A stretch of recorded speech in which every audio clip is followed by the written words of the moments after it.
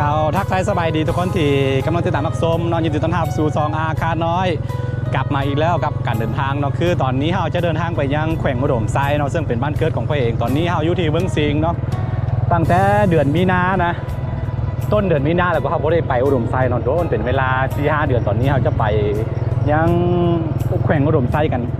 ว่าจะเป็นบ้านเกิดเนาะจะไปเยี่ยมยามหมู่เพื่อนจะไปเยี่ยมยามบ้านเก่าจะไปเยี่ยมยามอำเภอเก่าๆเป็นบ้านที่เขาเติบโตขึ้นมาเนาะเขาจะเดินทางไปตอนนี้เขามากับสาวคู่กันสาวคู่บ่เคยไปได้เหมือนบ่เคยไปตอนนี้เขาจะเดินทางไปเป็นใช้เวลากว่าประมาณ3 ชั่วโมงเนาะคร่าวๆเนาะจะกบวนใหญ่ขึ้นกันเพราะเราจะไปช้าๆนะระยะทางแต่เมืองสิงห์ไปยังอันนั้นเนาะเขาจะไปลงที่เมืองหน้าหม้อเป็นอำเภอหรือว่าเมืองที่ค่อยเกิดเนาะเขาจะไปพักอยู่นั่นแล้วก็จะไปเยี่ยมยามเพื่อนเนาะโอเคแล้วเจอกันกับการเดินทางในครั้งนี้เนาะขอให้ทุกคนติดตาม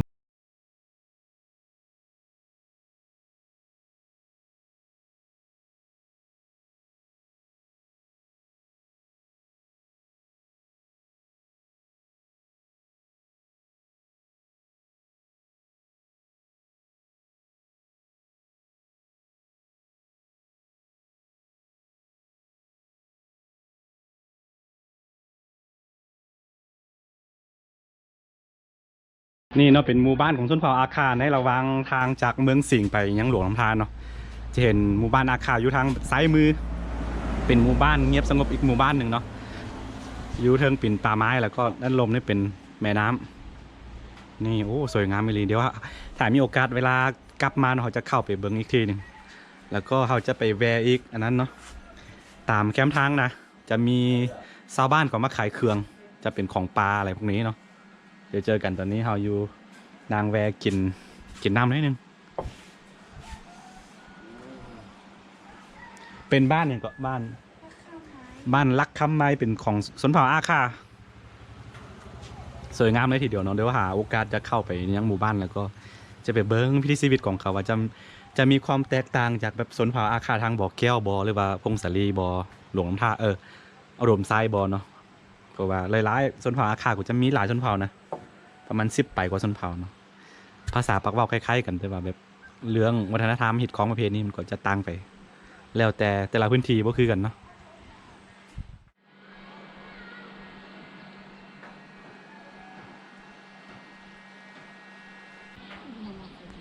โอเคทุกคนตอนนี้เราสิไปเบิงตลาดคือวิธีการสังเกตว่าหมู่บ้านไหนเป็นหมู่บ้านของชนเผ่าอาคาเนาะสังเกตง่ายๆถ้าเป็นคนลูกหลานของอาคาจะรู้จักดีคือในหัวบ้านนั้นจะเห็นโรงสิงซาเนาะแล้วก็แล้วก็จะเห็นประตูหมู่บ้านเนาะมันจะมีโอ้เนาะคือกล้องว่าสามารถซูมเข้าไปได้ข้างบนบ้านเนาะจะเห็นโรงสิงชาโอเคทุกคนตอนนี้เราจะไปเบิงตลาดขายอันเครื่องปลาของชาวบ้านก่อนไอ้ครูมาตำหลังเด้อบูมีวะน้องไปเบิงน่าจะเห็นคนอยู่ตามมาเลยโอเคเขาซีย่างไปเบิงชาวบ้านเขามาขายเครื่องนะขายของปลานั่นแหละบูว่าขายอย่างไรลองไปเบิงกัน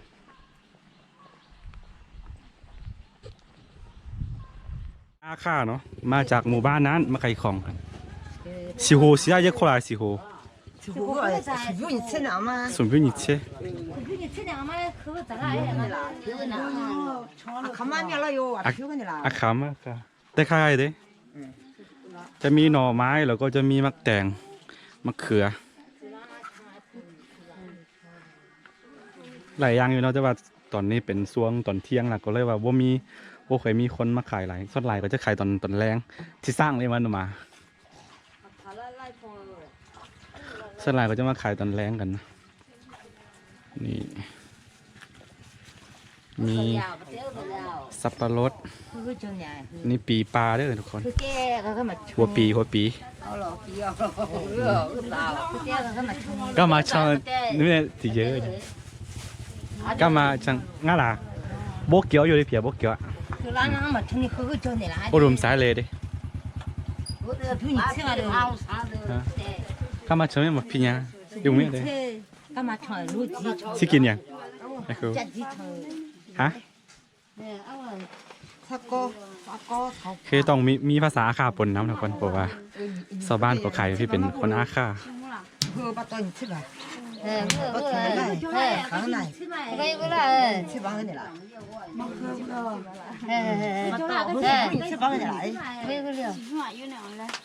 จีบยุ่งยี่เชี่ยไหมอ่ะ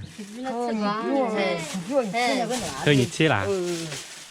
คือทั้งหมดนี่ประมาณ20,000กีบเนาะ20,000กีบถ้าหลายเป็นเงินบาทก็ประมาณตกอยู่ประมาณพอด100 20,000ทึกเลยได้ปะ 하나 뭉아 해. 어이 그거 나 아직잖아. 아직 없네. 나 아깝게 엉라만 나가. 20,000กีบนี่ทึกจะได้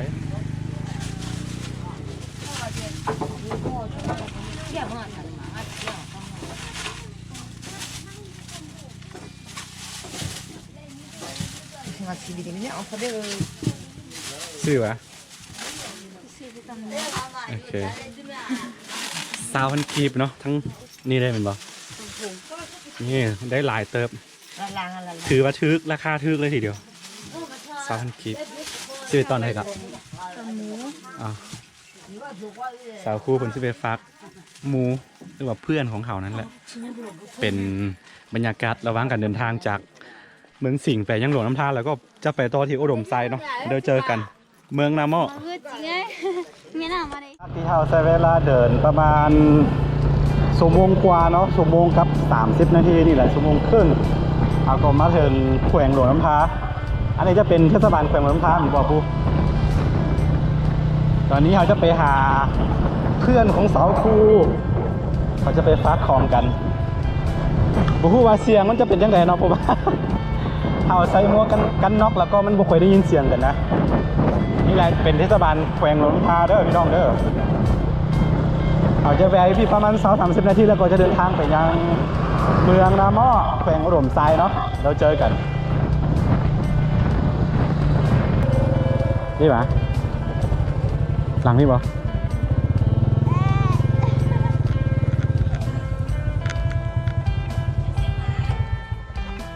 มาแต่เพื่อน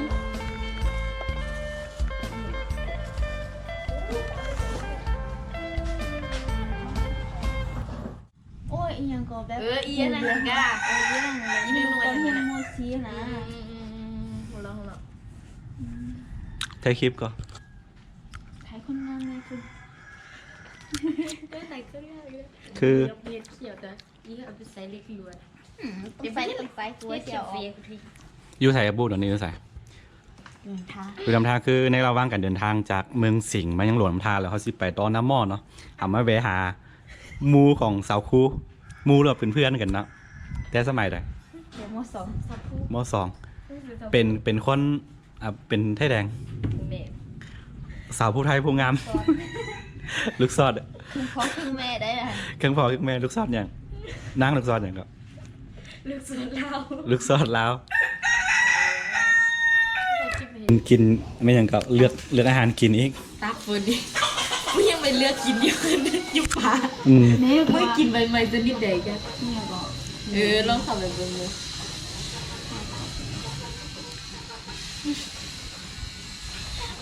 อันนี้เนี่ยอันสุดเป็นโลกปลาแต่มันก็มีหลายคลิปกัน ได้อยู่ไปมื้อหน้า ซื้อข้าวใส่ มื้อหน้ายัดเวลามามีตู้พาอันหมูเข้ามา อู้ขนาดบานตรงนี้ ไม่ได้ไปรีวิว เอาพัวจึงได้ไปแค่เอาพัวเลยไม่ไปได้ วัวนี่ไม่ไป บอกว่าลีนก่อนลีนก่อนค่อยเอา เดี๋ยว ว่าเอาเทนนี่ ไก่ทรงวัยรุ่นไปบ่ได้ลีน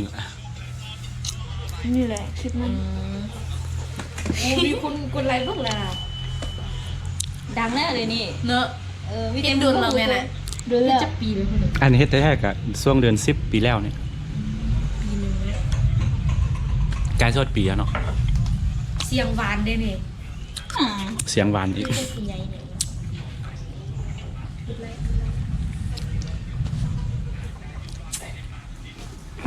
ใครจะดูเลยเนี่ย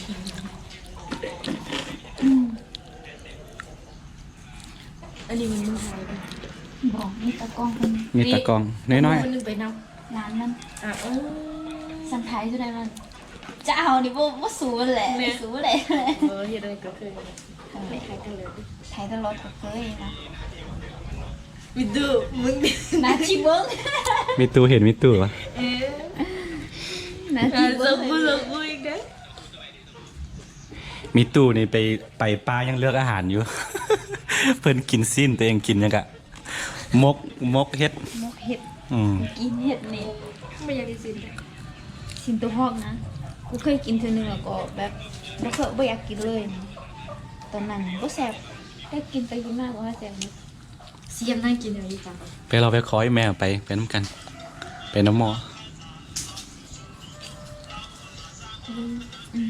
เอานี่ไปหาเอง หากลางคืน เขาไปหากูในนอน ในยุคมึงไปหยาดผี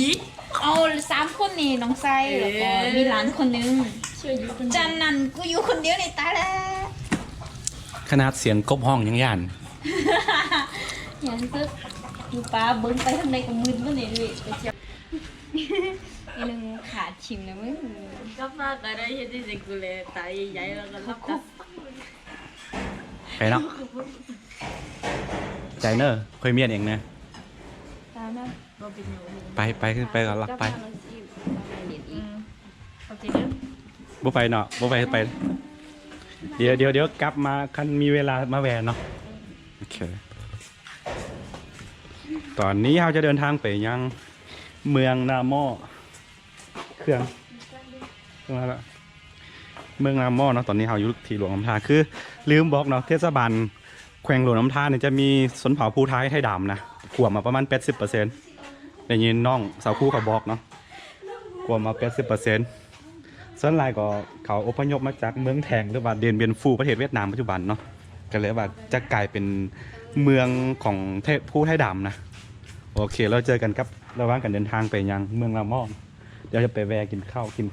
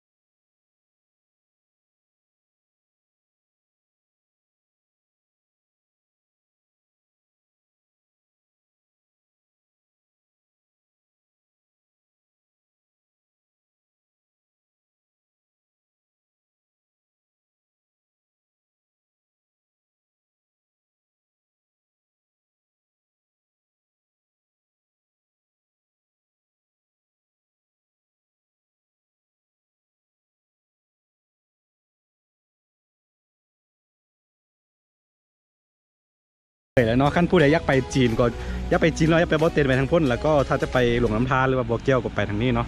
ส่วนทางนี้เราทางเส้นทางไปอุดมไซด์อันนี้เป็น3แยกนะตอนนี้เราแวะซื้ออาหารก่อนซื้ออาหารกินโอเคเป็นปลา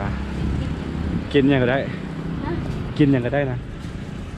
ดำนี่สิ้นยังเลย น้ำซุปฟ้า สิ้นฟานน่ะว่าแล้ว นะ สิ้นฟานขายได้นี่10,000เนาะ นี่มีจะมีเนื้อสัตว์ป่านี่เป็นฮอกบ่เป็นหนูอ่ะ ฮอก เป็นฮอกนะ ใส่หมู ไส้หมูไส้หมูขายได้ไหนเนี่ย 10,000เอาอันนึงขอเจียวเลยมีเจียวซื้อเจียวนี่แหละบ่มีเจียวคือกินข้าวแล้วก็เอาอย่างนี้กับบูตัวเด็กที่กินอันนี้ได้ สิ่งนี้น่ะเอานี่มา ปลาบ่เอาอะ กินบ่ เอาปิ้งปลาปิ้งอะไรเนี่ย เป็น10,000 ปิ้ง10,000ซื้ออย่าลืมซื้อข้าวนะ นี่เอาเรื่องบ่ เป็นอาหารแคมป์ทางนะคือในอนาคตนี่จะนาเตยกับโบสเตนนี่จะกลายเป็นเคสเศรษฐกิจเลยเป็นเพียงเป็นหมู่บ้านซื่อๆนะแต่ว่าตอนนี้มันความเจริญไปไกลหลายเพราะว่าจะมีคนจีนอย่างเข้ามาลงทุนได้เนาะออกจากนาเตยนี้ไปที่โบฮานเนาะมันโบฮานประเทศจีนนะก็ใกล้ๆหนึ่งประมาณจักกิโลว่ะเศร้าไปจักกิโล16 กิโลว่ะไปฮอดโบฮานนะ18 กิโลเนาะจากนี่ไปฮอดโบฮานเนาะโบฮานเป็นประเทศจีนเลยเนาะประมาณ18 กิโลเมตรเนาะใกล้ๆหนึ่งโอเคตอนนี้เราจะไปหาบอนไปกินข้าวกันนี่จากนี่ไปน้ำหม้อกับโบกายแล้วน้ำหม้อเป็นอำเภอหนึ่งที่ขึ้นกับแขวงอุดมไซเนาะเป็นบ้านเกิดค่อยเองเสาคูจะพาเสาคูไปเที่ยวเดี๋ยวเจอกันเอาล่ะทุกคนเราซื้อของกินอยู่ที่นาเตยเนาะตอนนี้เรามาหาที่พักหาที่กินได้ละ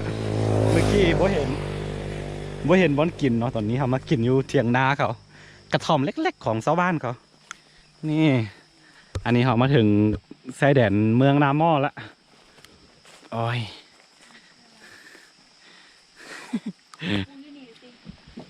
กินจังสั้นได้อันเราเอามีดฝนตกอีกพี่น้องเอ้ยคือนาของชาวบ้านคือผมว่ามีน้ำผมว่าฝนอยู่แต่ว่าฝนหน้าฝนแบบน้ำน้อยพอโทษไม่บ่มีน้ำแห้งแล้งนี่อันนี้เป็นค่ายทหารพี่น้องค่ายทหารของเมืองน้ำหม้อขึ้นกับแขวงอุดมไซเนาะตอนนี้เราซื้อกินข้าวกันเราซื้อไม่อย่างก็ปิ้งปลาแล้วก็ไม่อย่างไซหมูแล้วก็เนื้อซิ้นฟานนี่แล้วก็ซิ้นหมูอีกเนาะทุกคนเอาละกินข้าวกันบรรยากาศโคตรดีกินข้าวอิ่มแล้วก็คืนนี้เขาจะไปพักที่บ้านของเพื่อนจะไปฆ่าไก่กิน ไอ้ครูหน้าบูดเถอะไอ้ครู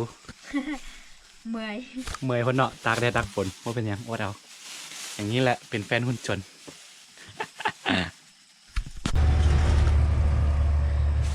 เราคือ